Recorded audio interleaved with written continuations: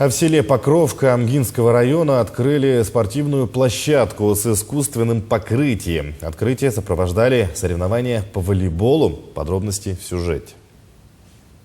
В майском наслеге завершилось оборудование открытой волейбольной и футбольной площадок благодаря помощи члена Думского комитета по бюджету и налогам парламентария Галины Данчиковой. Во время рабочего визита в Амгинский улус Галина Иннокентьевна обратила внимание на незаконченное спортивное сооружение.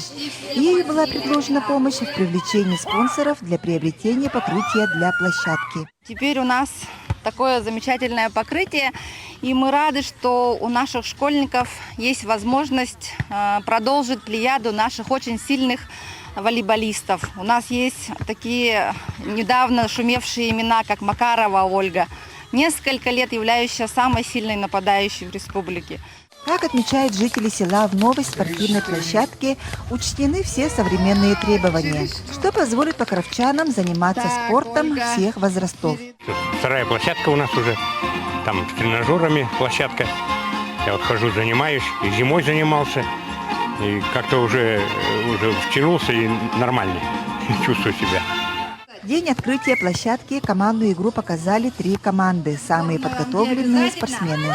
Номинацию «Подающие надежды» вручили ученику 7 класса Эдуарду Рахменкулову. Крутая, нравится. Что именно в нем нравится?